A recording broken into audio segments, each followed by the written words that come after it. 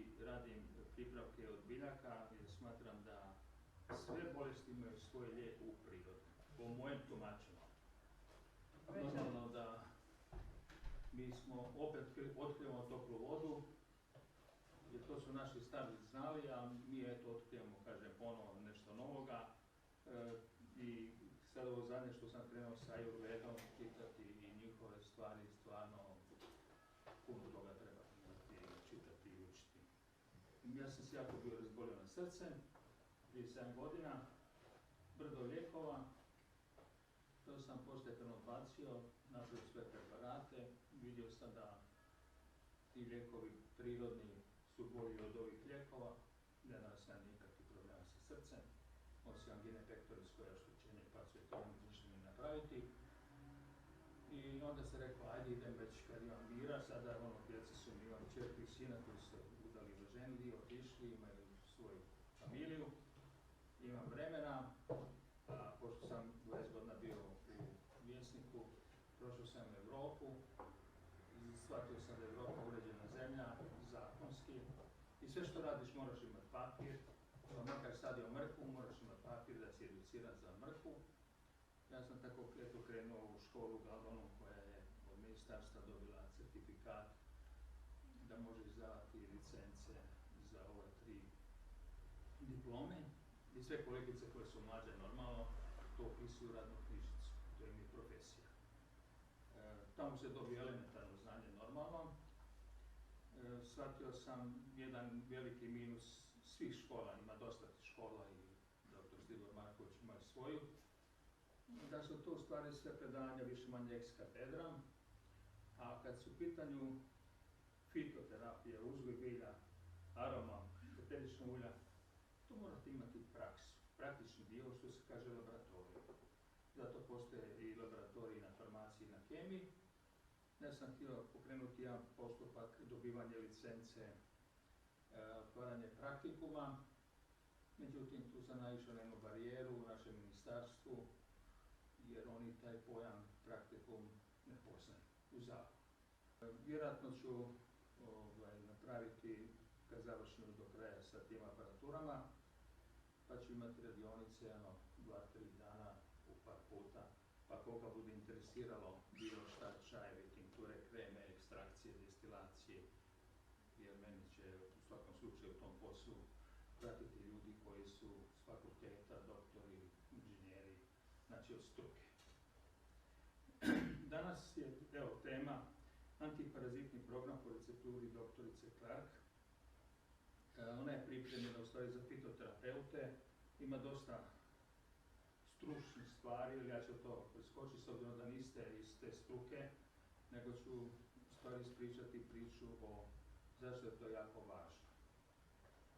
Doktorica Clark je pionir u jednom načinu razmišljanja o životu i vraćanju u prirodi, kao što je recimo gospođa Budvig 4 puta bila nominirana za Nobelovu nagradu i 4 puta bila u zatvoru, zato što je rekla nemojte piti lijekove jer vas struju. A znamo da je njezina terapija sa lanenim uljem, kosnim sirom i tako dobra, jer ona na nivou stanica čisti toksine. Doktorica Clark je, znači, Kanađanka, rođena 28. godine, završila je biofiziku i ono što je najvažnije u stvari, a nije nikad to i akcentirano, ona je i fiziolog, a to znači da je čitav život u stvari gledala kroz mikroskop, gledala patogene stanice, gledala nametnike i zato se njoj rodila u stvari ideja da ti paraziti i ti nametnici nama uzrokuju bolesti. Kao pristaša prirode završila je doškolovanje, pa je doktorirala, ona je naturopat, znači iz prirodnih znanosti. Došla je u koliziju normalno sa svojim tumačenjem sa službenom medicinom i otišla u Meksiku sa sinom, otvorila svoj centar za alternativno liječenje karcinoma i proučavala je sve te oblike karcinoma, njihovo liječenje, pratila i tako dalje. I kroz 20 godina, što je ipak neki period, konstatirala je sljedeće. Da su dvije ključne stvari bitne zašto čovjek se razvoli. Jedno su paraziti, da usput se spomene, mi ih imamo ukupno 1400, što sa dijagnostičkim onim analizacijama što imate, je sve tamo popisano. Nemamo sve, da se razumijemo, nego ukupno su svi 1400, hvala Bogu da ih nemamo. I druga stvar je zagađenje, koje može biti namjerno, nenamjerno, nehotično i tako dalje. A radi se o zagađenjima koji smo sve skupa prisutni, a to su teški metali, otrovi, čak i ciljano u smislu manipulacija s ljudskom svijesti i zdravljem čovjeka. Strelove ove gore kad vidite, to vam je aluminij, nanočestice koje pada na biljku i biljka to apsorbira, to je na nivou atoma i onda mi to jedemo kao zdravu hranu. Aluminij izaziva demenciju kroz generacije, umjesto da budemo sve inteligentniji, tu ćemo biti sve bedastije, odnosno naša pokoljenja sve bedastije. To je cijela priča. Drugo je da nam trpaju flor, a flor spada u kategoriju, ja kao kemičar to znam jer ja sam 5 godina vodio skladište otrova i kao kemičar nisam mogao dobiti licenciju da to vodim, nek sam morao ići polagati kod profesora Plavšića posebni ispit za toksikologije za otrove, dobio licenciju za otrove. Ja vrlo dobro znam što je flor, to je jedan od najagresivnijih i najzločestijih otrova. Pa imate kupiti zdrava pasta, 4 biljke plus flor. Mislim, nemam šta više komentirati. Perite zube s djece s florom jer bit će zdravi. Glupost totalna, šta možete? Život je takav. Teških metala ima puno. Svojevremeno je radi cinčanja, koje je bilo malo problematično, u vojsci, jer to znam dobro, bili su svi alati kadmirani. A kadmij izaziva karcinome, gušterače, pankrasa, jetre i tako dalje i to je poslije izbačeno. Živne blombe, isto. One 20 godina polako emitiraju živu, znamo koliko je ona toksična. I što je najgore, mi se trujemo sa hranom koju svaki dan jedemo. To je kruh. On ima toliko broma da to prosto nije za vjerovati. Brom i flor spadaju u kategoriju najjačih otrova, a pošto je to trovanje čitav život, jer jedeš kruh, tako? A to je u stvari namjerno trovanje. Jer država da vodi malo brige o svojim građanima, bi malo uvela neku regulativu. Oni uvode fiskalizaciju, dozvoljavaju jednu drogu kao alkohol, legitimno, a to je ovisnik. S druge strane, kanabis kažu da je droga, nije droga, pa ne daju da se liječiš.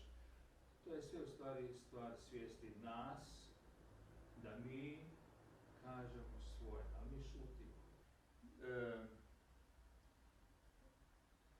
Teški metali, aluminij, živa, kobalt, stronci. Stronci, znate otkud je stronci? Stronci izvlači duhan, korijen duhana, i pušenjem se talože plućima stronci. I ti u biti ne dobiješ rak pluća od duhana, nego od stronca.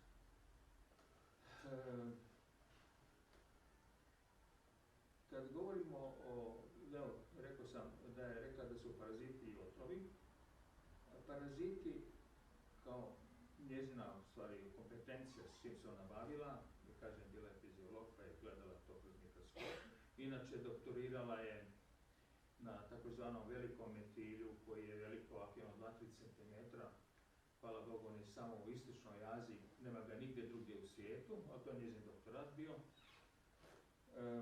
Što je parazit? Da definiramo parazita. Parazit je živo biće koja traži domaćina, u našem slučaju parazite, recimo mi smo domaćini, a sve ono što je na nama, znači na koži ili u nama, to su paraziti. Oni se hrane s našom energijom, s našim vitaminima, s našim tijelom, stanicama, a usput izlučuju toksine kao nusprodukt koji uništavaju naše stanice i onda dolaze do bolesti. Paraziti se mogu podijeliti po kategoriji gledajući po veličini. Najmanji su virusi, pa bakterije, pa gljive, protozoji, helminti. Virusi su u stvari najmanji organizmi. Oni spadaju u kategoriju ni živih ni neživih bića, zato što je njihov genetski kod feleričan, odnosno nemaju genetski kod do kraja. Tako kad virus napada našu stanicu, on ulazi u našu jezgru od stanice da se spoji i da dobije kompletan kod. I zato su virusi žestoki, sve one prehlade, sve ono što imate. I virusi se ne mogu liječiti antibioticima, to je glupost. Antibiotike je puno višeg nivoa, mislim. Nego naš organizam sam ima odbrambeni sustav koji u stvari uništava te viruse. Jasno, do neke granice, to je tako normalno. Bakterije su složenije, to su jednostanični, ali puno gledajući prema virusima, koje u stvari možete vidjeti samo preko elektronskog mikroskopa, znači 100.000 puta povećanje.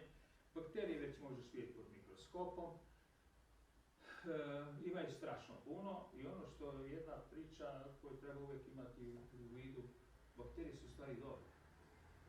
Samo 1% bakterija je loše i koji izrakuju bolest. Imate danas posebno kiselo mlijeko, odnosno te dodatke za probavu za tanko crijevo da bude proba kak treba, Lactobacillus acidophilus, i to mislim poboljšava naše probavi, to su dobre stvari. Jedan samo kažem posto je loš i to je ono što je mislim problem, jer taj 1% je vrlo žestok. Sve ove teške bolesti su stvari od bakterija. Gljive su skupina koja su u višoj kategoriji od bakterija. Tu spadaju i pljesni, i kvasci, i gljive kao takve. To su jednostanični organizmi, malo veći od bakterija. Treba bi napomenuti samo jednu stvar da plijesan, aflatoksin. A aflatoksin, to vam je plijesan kruha, je nevjerojatno opasan. Pa kad imate stari kruh u onoj kuti gdje ga držite, pa vi plijesan, pazite kako ga uzimate, stavite na vreću, zatvorite i bacite, jer on leti po zraku, operite sa octom kompletno sve. Aflatoksin izaziva karcinom. A to tako da vam dođe u jetra, a njega ne može ubiti odbrambeni mehanizam jetre. Zato je od tih svih plijesni onaj najopasniji. Protozoe, to su jednostanični organizmi, znači malo veći. To su u stvari ponašaju se kao male životinjice koje se hrane sa nekim drugim našim malim mikroorganizmima koji su u našem organizmu i mogu živjeti unutar nas, a da mi to i ne znamo. Imamo strašno puno u našem probavnom sustavu bakterija koje su dobro čudne i nemamo nikakvih problema.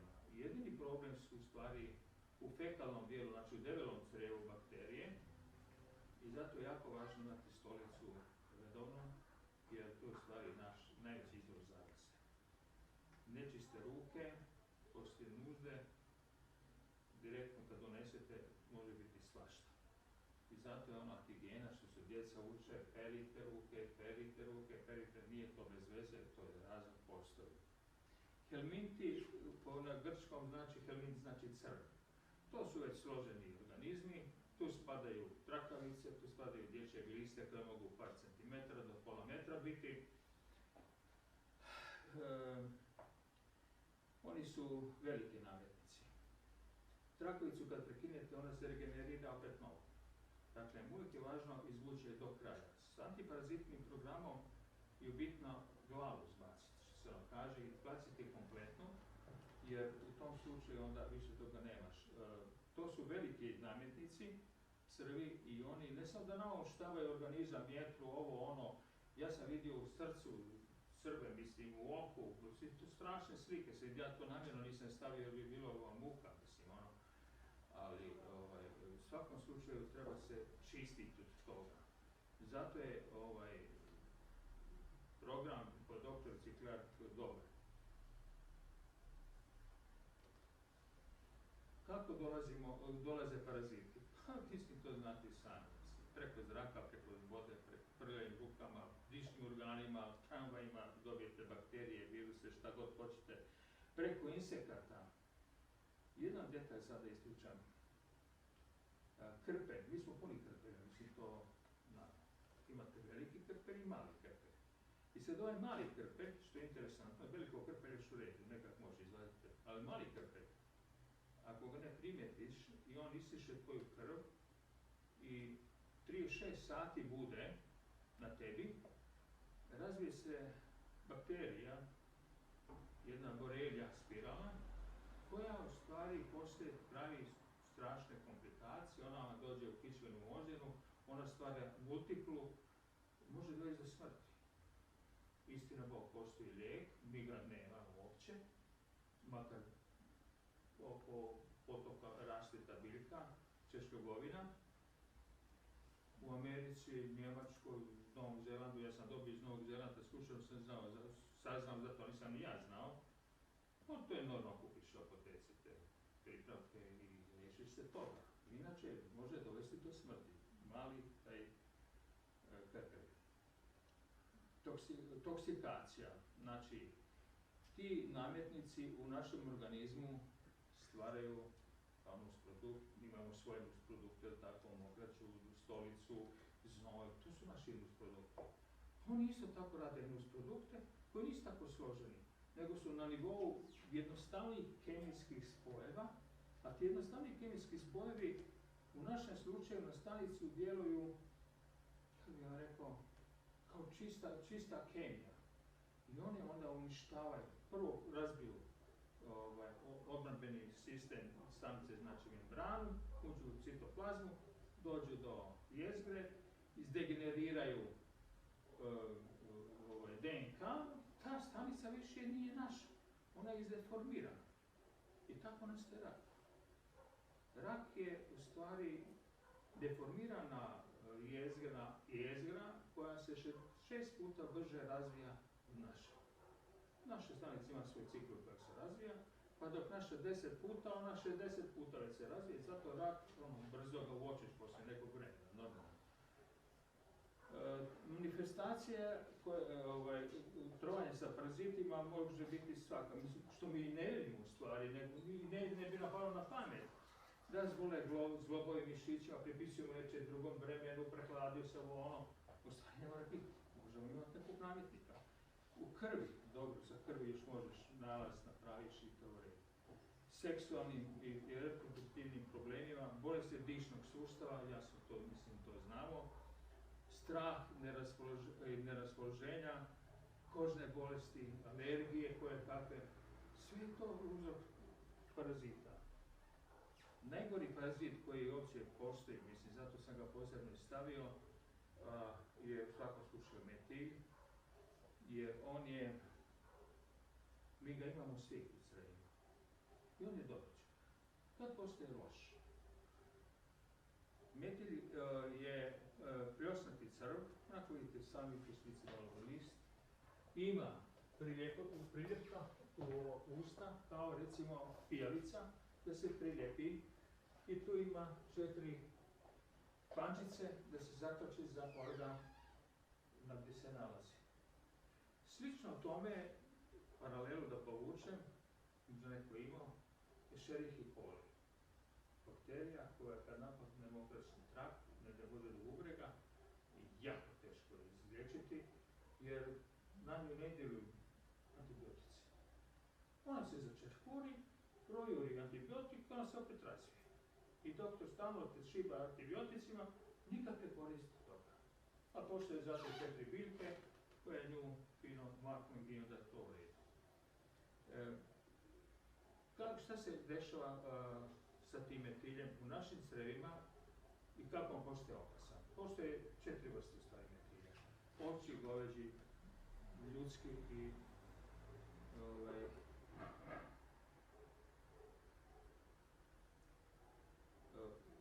metil se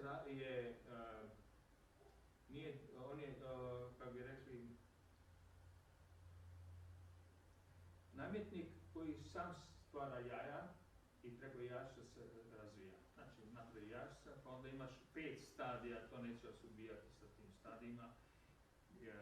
Znači, miracedije, redije i tako dalje. U čemu je, mislim, samo ukratko da ispričam priču. Kad imate, recimo, gastritis, oštećenje crijeva, pa vam suzica ode, pa dobijete ono do tkiva, do krvi, što se ono kaže. Onda unutra se naseli jajašce koja nastaje onda redija, koja je kuglica, u stvari koja imate petrike, ona putem krvi putuje po našem organizmu i kad dođe do štitnače, naša štitnače je odbrambeni mehanizam, ona ima joda, ona njega cak i ubije i sve u redu. Dođe u jetru, vjetar je filter za krv, ako je sve u redu, ubije, nema nikakvi problem.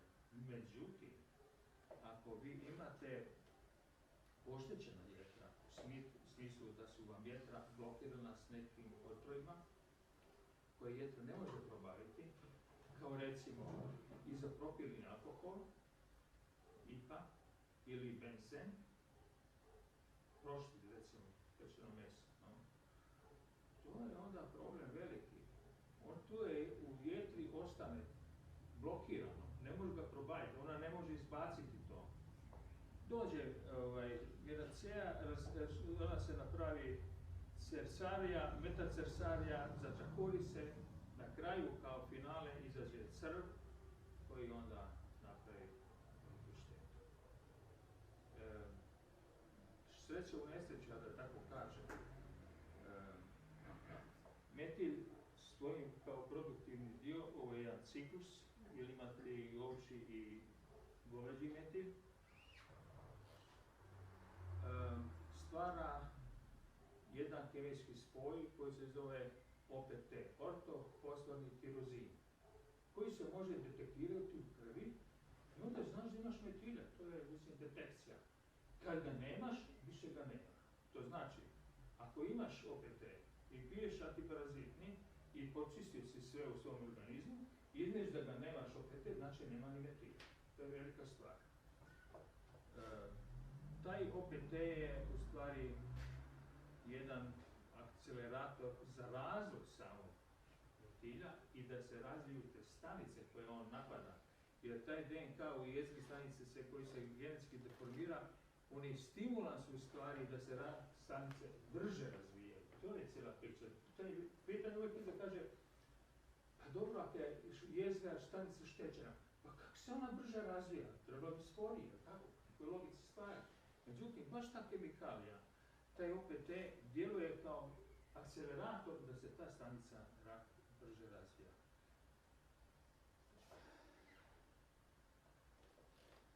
Gledajući tih 25.000 bolesnika, jer ona se bavila istraživanjem karcinoma svih mogućih oblika, biljkama išla tretirati, analizirala.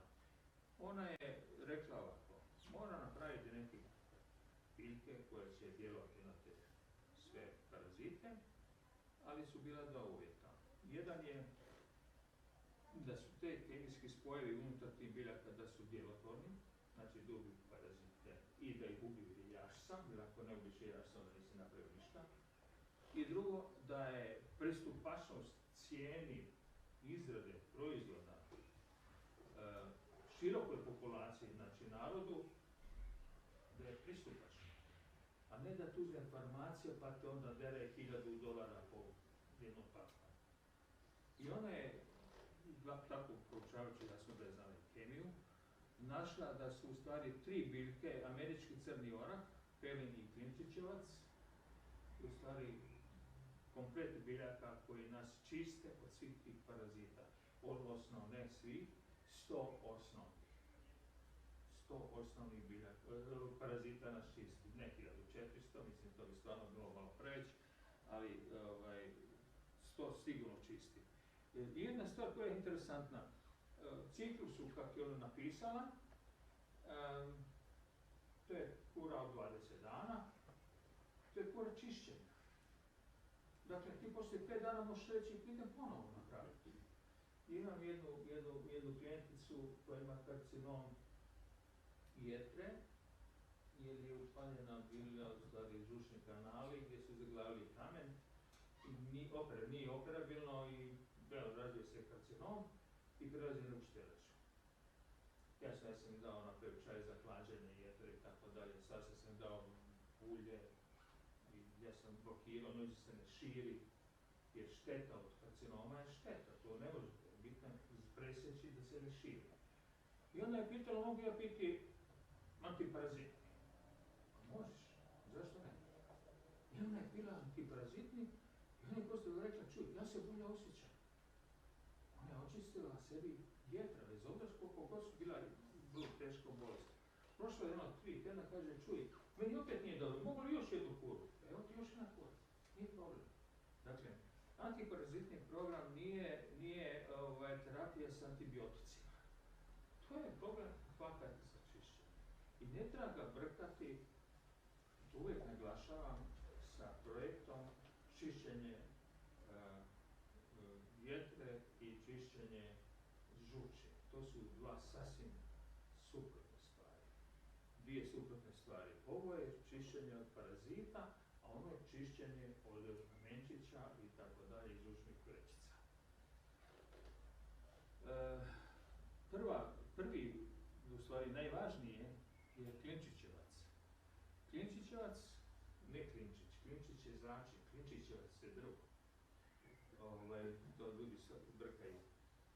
Je, u stvari osušeni pupoljak, svi ste radili sa tim, radili medenjakeci i tako dalje, kolače, tako, mislim, on je, od kada čovjeka, mislim, dotle postoji, njegovo ono autohtono porijeklo iz Indonezije, normalno da se uzije u Indiji, Šri Lanki, na Madagaskaru, mislim, jer ipak je i kao začin, jako u stvari tražen i cijena mu je dobra.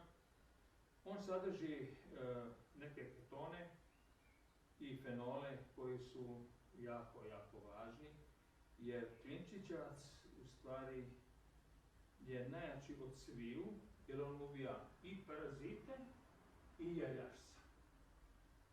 Baš zato što on ima u sebi komponente koje drugi nemaju. On u sebi ima eugenol, recimo 80%, to je jedan vrlo jaki fenol koji daje aromu, ono što mi se osjećamo. On je inače antiseptik i analgetik, a koliko je jak, najbolji je primjer da vam kažem da eterično ulje klinčićevca se miješa sa gipsom i kad se kod zubara, kad se izvadi vam živac, zubarica, ona napuni kanal s tim. Znači klinčićevac i gips. Ništa drugo. Jer on toliko jak da sve živo ubije. Mislim, nema šanse da neka bakterija sad mu prošla pa dobiješ upalu desni ili šta ja znam, zagnoji se. Metilsalicilat je jedna jako, jako bitna komponenta jer ubija viruse i on je analgetik, on stvari malo ubjeruje. Ali je dosta važno reći, napomenuti da metilsalicilat, njega imate u zinzeru, on se zove vintegrin. U aromaterapiji, završio sam aromaterapiju pa sam radio sa tim uljima, se upotrebljava jedna kap, jer je jako toksična. Ali jedna kap je dovoljno pravo mjesto, kao recimo kad imate, ne znam da neko od vas imao upalu ovog šeldikusa u živca skroz, to vam je pura 3 tjedna bolovanja. A muškatni oraščić, ulje eteričnog ulja, samo na prst i tu ga namažete gdje mu je kraj i za 10 minuta je prošlo. Dakle, ne treba izdobiti. Kažem, sve je u biljkama, treba samo znati primijeniti. Terpenoidi, to su izuzetno važni spojevi i spadaju u grupu fitosterola, stigmasterol i kamfesterol, jer ovi fitosteroli to su vam kemijske komponente koje djeluju na osrče kompletno kao tako. Znači, oni djeluju na ritam srca i krvožilnog sustava. Njega imamo u kanabisu. To, kad su predavanja o kanabisu, svi lupaju po THC-u, a bio sam na svim tim tribinama i pa omega 3. A Oni 6 drugih stvari niko ne spominje. Jedanput bi mogli o tome pričati. Jer nije ta biljka zabranjena radi THC, ona je zabranjena iz jednog elementarne stvari. Ljudi su bili zdravi. I to je jasno kome smeta farmacija. Dakle, terpenoidi su važni jer oni su u stvari oni koji reguliraju rad u prevenciji, znači oni su zaštitari i jajnika i prostate i debelog creva i dojke i smanjuju kolesterol i tako dalje. Normalno kao svaka druga biljka klinčićevac ima i tanin koji u stvari je steže i što to proljeva recimo kad imate nekontroliranu stolicu. Smole koje su normalne za takve stvari. Eugenol je dobar, s njim treba kontrolirano raditi, ali je hepatoksičan, to znači da je otrovan za jetro i ne treba ga se preterirati, se radi s njim. On ubija sve parazite, rekao sam i jašca. Doktorica Clark je pionir u jednom takvom pristupu naturalnom, znači priroda i zdravlje, kao što recimo Rick Simpson sa uljem.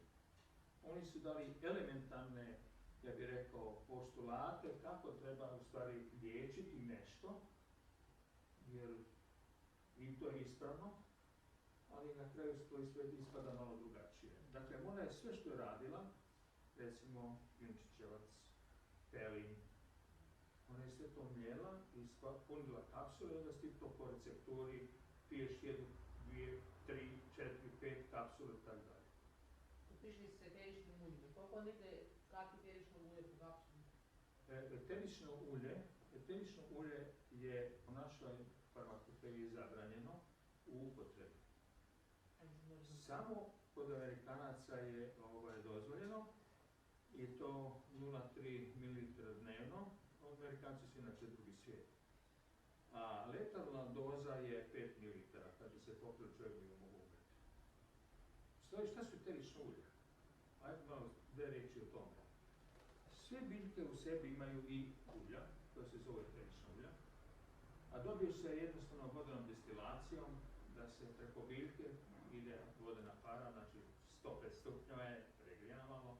Ona izvlači ulje i kapljice ulja idu sa vodenom parom u hladnjak, kondenzira se i u kondenzatu posudi se odvaja, voda se ohladi, dode ulje, to je eterično ulje, onaj donji dio je hidrolat. On ima isto aromu i mirisi kao i ulje, ali to nije to. Mislim, hidrolat, upotrebljava se općenito kod svih biljaka gdje se radi eterično ulja, hidrolati se upotrebljaju u kozmetici. Ili za to kao za tonik ili za bilo nešto drugo.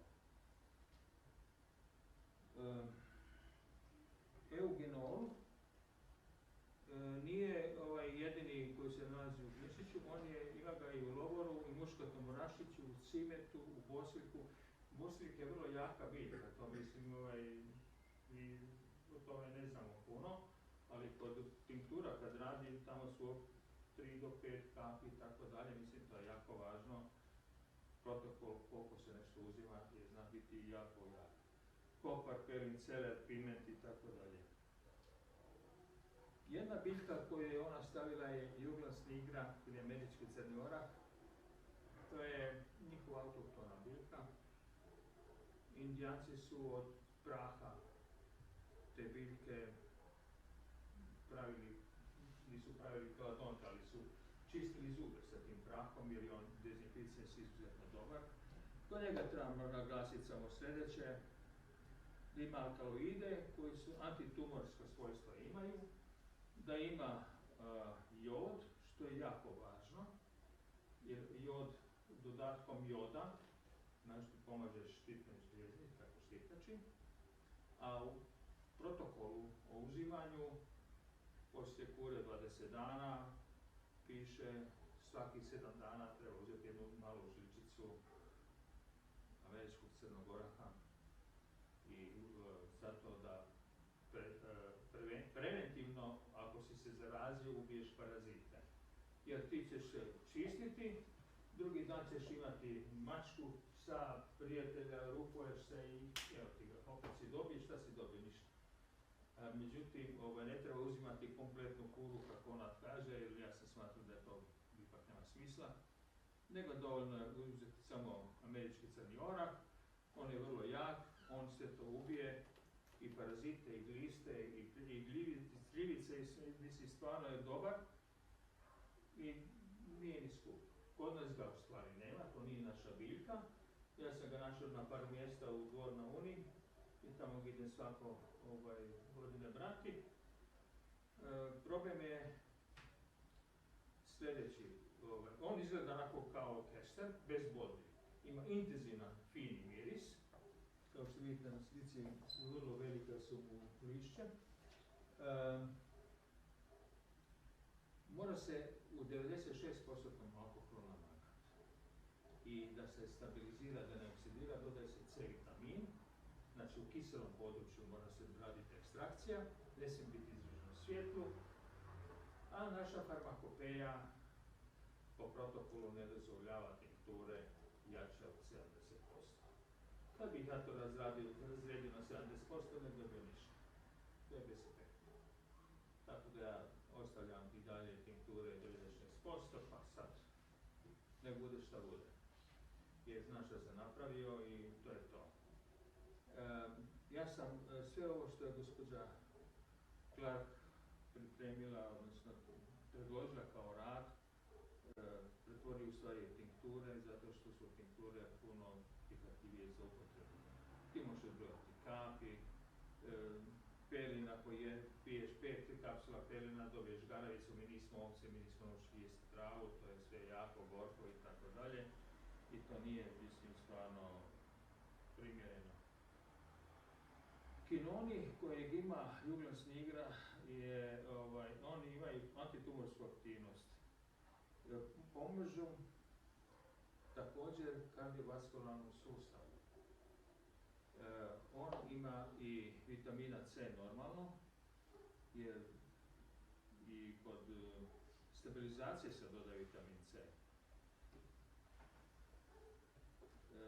Jak je astringent, znači liječi dijareju proljeve. Znači kad imate proljev, popijete jednu dučicu crnog mečkog oraha i vi ste to riješili. Ima i galnu kiselinu koja je isto tako jako važna. A kad bi pobrojali sve u stvari taj crni orah pomaže, onda vidimo da je to uništavanje unutrašnjih parazita, gljivica, uništavanje parazita na koži, mazanje bradavice, znaju bradavice otići, nije samo rosopas, recimo, znate, onaj kad nas prekinete, pa je ružičasta, ona tekućina, namažete 2-3 puta i bradavica ode. Akne, ekceme, hemoroide, astmu, recimo što je interesantno, djeluje isto tako na dišni sustav da liječi i astmu. Štitnaču normalno zato što ima joda, dodaje jod. Jedna parazit izaziva da čovjek noću škrluče zubima. Ima svoj posebni naziv, mislim, medicinski, a tog parazita, u stvari tu bakteriju uništava crni orah. To je dosta ovako interesantna stvar. Hipoglikemiju, bolovi u vratima, leđima, nesanicu, dobro naduzetnu, nošenje popraćenja isto kao i perin što radi, to i ona radi. Kolitise, to je u redu. Biljka koju je ona uzela kao jednu od najjačih otrova protiv parazita je pelin, Artemisia acinityra. Ja sam u svoje tinkture dodao još jedan pelin, Artemisius theleriana ili srebrni pelin, jer on ima u sebi santonina 30% više. A s obzirom je santonin je dosta važan, jer to je u stvari sesquiterpen. Sesquiterpeni to su kemijski spojevi gdje imate 15C atoma ovako u nizu, zato se zove sesquiterpen. On uništava jasno parazita, crve, naročito kod recimo dječjih glista, nekad su stvarno napravili čaj od pelina za djecu kad imaju gliste i očisti, nema problema. Penis, znači ima santonin, ima aksintin, to je isto C15, lakton, lakton znači da je ciklična tvorevina. On je bitan zato što on radi nešto što je jako važno. Svaki parazit je kao i naša stanica, ali parazit kao takav ima svoju kožu, ajde tako kaže. Znači ima svoju membranu. Aksintin djeluje tako da je načne, otopije da tako kaže. I onda otvori put tu ionu, iza tu ionu koji se nalazi u pelinu i onda ukoka. To je vrlo interesantno. Recimo u aromaterapiji gdje se u stvari radi limfna drenaža, to vam je metoda gdje imate temeljno ulje, ili to lješnjak, ili to od badema i tako dalje, dodajete par kapi nekog određenog eteričnog ulja, pa prema poziciji što treba, dodajte još neke druga, mislim, ulja. U svemu čemu je kvaka? Imate ulja koja recimo kao limun, eteričnog limuna koja ima svojstvo da penetrira brzo i otvara put drugim uljima da uđu dublje. Tako nešto slično, da ovako usporedim, radi taj aksintin koji otvara put u stvari onim glavnim otrovima, a to je tujon i izotujon. Tujon i izotujon, ja znam da vam ta slika puno ne znači, jer niste kemičari. To su ciklički spojevi, monoterpeni, koji sve ubija, znači kod njega ne ostaje ništa poslije njega. Ja sam donio da malo imate sliku, šta je to? Da malo vidite, mislim, ono prirodi, jer slika je slika, ali poslije ćemo malo više o kemizmu na jedan jednostavni način. Evo vidite, to je tujon. I to alfa.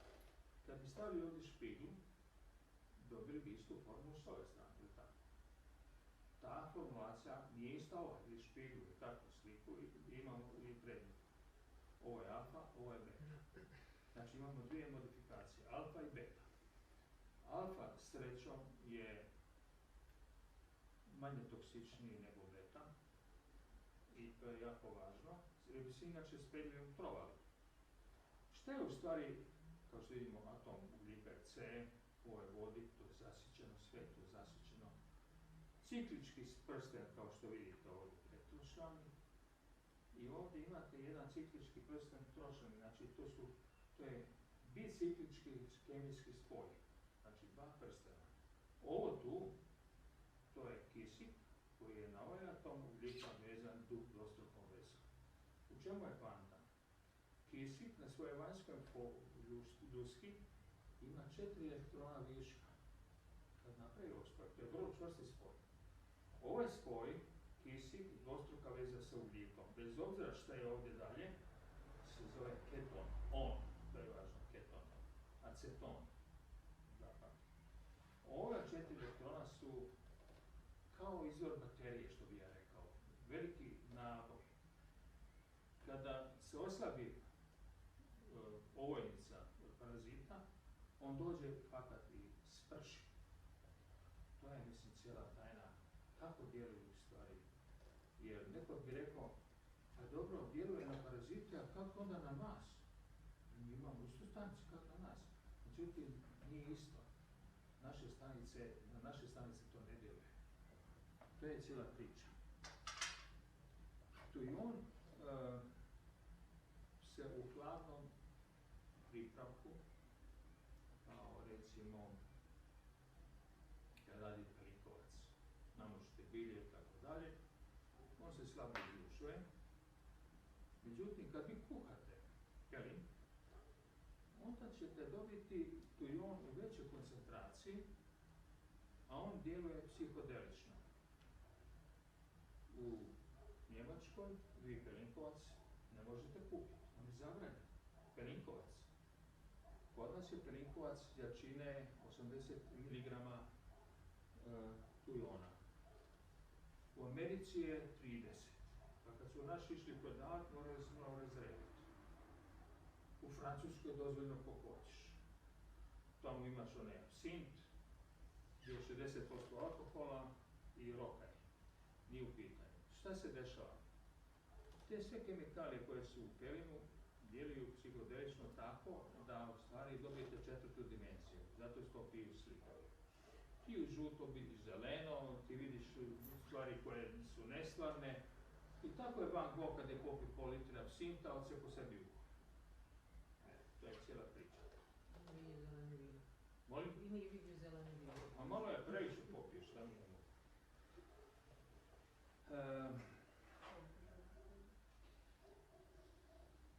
Ovo su sve u stvari, postoji jedna varijanta pelina, to trebam naglasiti, iz porodice pelina, koja se zove Artemisia annua ili slatki takozvani pelin. Ja sam nabavio iz Kalifornije to sjeme, uzgajam ga i pravim tinkture. On je interesantan zato što prvo godinama, ja mislim zadnjih 50 godina u Africi liječe malariju.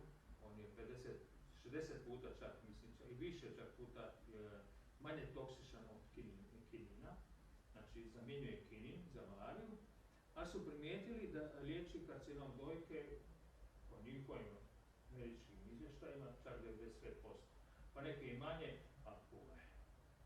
On ima varijantu tako da se mora popiti prvo željezo, terapel, ili naš domaći sok od alonije koji je malo jači, pola sata prije, i kad se to željezo rasporedi po našem organizmu, dođe fino molekula artemisjenina, koja isto tako ima peroksidnu grupu na sebi, stanicu karcinoma, oksidira željezo, koje je spojeno sa organskom molekulom, zato ga možemo popiti. Inače, bez veze piti, mislim, željezo mora biti organskog porijekla. Oksidira i ostane stanica željeza, ostane metal kao metast, znači molekula, atom željeza u stanici raka. I ona u stvari tako tovari tu stanicu da ubije tu stanicu raka. To je način jedan od, recimo, metoda. Imela, koja je jedna od vrlo jakih biljaka, ne samo za tlak, regulaciju tlaka, je izuzetno važna, nešto kod karcinoma dojke kad žene operiraju, one odmah moraju to piti, da se ne bi proširilo na limfne čvorove ispod pazuha, jer imela sprečava širenje karcinoma preko limfe. A limfe je svako električna struja, ali dođe do rak limfe, mjesec dana gotov, tu nema pomoći. Ima puno biljaka, recimo korenjena slačka, on je isto antikarcinogen. Ima puno mi u stvari biljaka koje su, jer nije samo ulje, ono kaže piješ ulje, ne. Sve je selektivno, znate. Negdje ulje jako dobro, negdje tako i Boga mi negdje čak i šteti. Tako da ono, kanabis ulje i to priče, znate, to treba uljeti malo i sa rezervom. Pelin ima velika, čitav niz u stvari kad bi gledali šta radi. Znači, on uništava parazite, antiseptik, spriječava zastavljanje rast mikroorganizama, spazmolitik, grčeve, kananite, znači odstranjuje plinove, nemaš nadutosti, antipiretik, smanjuje temperaturu, hipnotik, našto pred spavanje treba popiti malo pelina, stimulans, prirodno povećava i ubrzava rad organizma, stomahe, poboljšava probao, tonik, pelin je osnovna komponenta svih ovih likera, biljnih kao Jägermeistera i toga. Bez pelina nema ništa. On stimulira, što je najinteresantnije, rad jetre i žuči, a najviše ga vole žene, jer ima u sebi i željeza, i što u stvari regulira i menstruaciju. Ne smije ga uzimati trudnice, ljudi s rizikom od moždanog udara, jasno oštećenja želuca i unutrašnjih organa, zato što je agresija.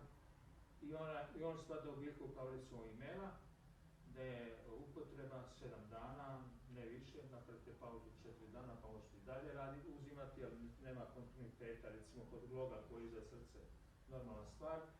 Gloga može stalno piti, mislim, uopće nije u pitanju, jer on je takva biljka da ga može piti. Sve ovo što je gospođa Clark napravila, evo ja sam to pretočio u tinkture, držao sam se recepture, držao sam se protokola o količini, pa sam to i 500 mg biljke pretočio u kapljice i tako da u mojim tablicama imate popis po kapljicama, jer to je puno jednostavnije razumjeti kao tako. Evo, to je ovako malo jedna kratka priča, jer o tome bi trebalo puno pričati. Ako ima neko pitanje... Zaboravili ste upisati kod pelena, da od mrtvih ljudi stvarate pilice, otvarate čok, koliko se shvatili. Preporuka velika stvar. Da. Kao trava Iva, znaš, od mrtva radi živa. To je poznato. Kada bi preporučili nekakav niz tinktura koje bi ljudi trebali mjesečno uzimati, znači recimo posebno antiparazitni program, posebno su programi za čišćenje, kada bi osim tih nekakvih ciljanih tretmana, čovjek uzimao nekakvu seriju tinktura na mjesečnom bazi. Što da preporučujem?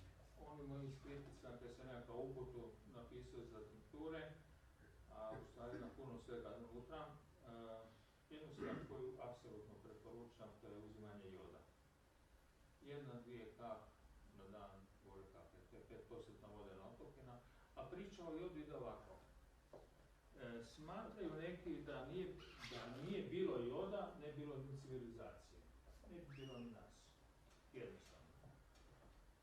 Jod je toliko bitan element da je prosto nevjerojatno, mislim, on nema konkurencije da ga mogu mjeriti. Njega možeš uzeti u koncentraciji, pa to 100.000 puta više i da ti nije ništa. 100.000 puta više, znate što to znači, to je prosto nevjerojatno. U Prvom svjetskom ratu nije bilo antibiotika, to valjda znate. Ljudima su u ratu sjekli noge, ovo, svašta bilo gangrene. Šta su radili? Išli jodom, mazali žuto, pa i kod nas i sad znao je biti, pa vidiš žuto, žuto smeđe. Jod ubija sve. On ubija i šigele u roku 3 dana. Ima jedno svojstvo što se kaže prljav, pod navodnike. Gdje god se zakači, on se zalijepi. To je nevjerojatna stvar. Jod je bitan zato što sastavni dio naše štitnjače, normalno, i u stvari on je ubojica svih onih bakterija, virusa što prođe kroz štitnjaču, a nemojte zaboraviti da 17 minuta treba da sva krv prođe kroz štitnjaču. Znači, tu stalno cirkulira kroz štitnjaču i šta se dešava? Kad imate puno broma, imate puno flora, puno kakvih parazita, nestane joda i štitnjača više ne funkcionira. I onda dođeš u disbalans, pa odeš u hiper ili hipo i evo ti vraga. A našto je kod žena? To je katastrofa. Dakle, jod je izuzetno važan. I ja ga preporučujem svakome da ga pije, našto danas kada više nemamo zdrave hrane. Ja sam kao klinac volio jabuke jesti. Ove danas jabuke nemaju veze s jabukama. To je daleko. Ja bi morao 10 jabuka pojesti da bude u rangu jedne, onaj sam ja nekad kao klinac jeo. To je recimo jod bi sigurno preporučio, antiparazitni bi svakom rekao da to uzme, jer to nije nikakav problem da se čovjek malo počisti. Ali sad u vezi prehrane. Ja sam nekad puno meso želeo, da se mi razumijemo, svako ima svoje greje, roštilja pojelo za 2 života i tak, ali sad u ovim godinama meni to više ja naginjem na plešo, na kuhano na pari, meso, jednostavno organizam bi više to ne traži. U principu šta je? Organizam se izbalansirao i mi jedemo previše kiselo. I mi jedemo meso koje je puno aditiva, a to nam još izaziva i kiselinu, a naša krv je pH 7,35. To znači da je blago muška. A ti kad skineš pH, imaš velikog vraga, onda to nije to. Krv mora uvijek imati svoju koncentraciju, svoju vrijednost, pH vrijednost. Zato bi trebali u stvari neki puta popiti sodu bikarbonu. čistu, bez aluminija. U kemiku imate 60 kuna košta kila, pH, kemijski čista, nije skupa. Sodu bikarbonu. U stvari, da ovako objasnim, šta je tu u stvari žgaravica? Sad, svi ste vi imali žgaravicu. Mi imamo kiselinu, je li tako? I to vrlo jako, solnu kiselinu u našem želucu, je li tako? Mi jedemo masno nešto, ne bi žgaravicu. Kiselina to ne može probaviti. Masnoća se ne otapa u kiselini. Masnoća se otapa u lužinu. Tako se pravi sapuni. Dakle, šta otapa onda na kraju krajeva tu masnoću ako ne kiselina? Žučna kiselina koja je posebno tako napravljena da može otopiti masnoću. U tome je cijela priča. I ako ti ne radi žuč, ako ti ne radi žučovo, ako ti ne radi dobro jetra, evo ti vraća. Zato bi fakat trebali jesti ružnato, ako ne drugo, onda barem popiti jedan puta da te sjetiš malo sodu i karbona. I jednu stvar koju mislim ljudi malo neki ako gledaju, ali ja kažem ovako. Treba pojesti i koju ljutu papriku. Kapsin iz paprike je izuzetno zdrav. Prvo, on isto koji ove biljke djeluje na parazite. Meksikanci bi davno izumrli da ne jedu. Da, gledajte, ima jedna kvaka. Recimo ovako, da ljutu papriku probajte, trebate 70 kalorija. Ne, ona donese 70 kalorija. A da nju probavite, vi potrošite 100 kalorija. U stvari, ko jede ljuto, taj skida kile.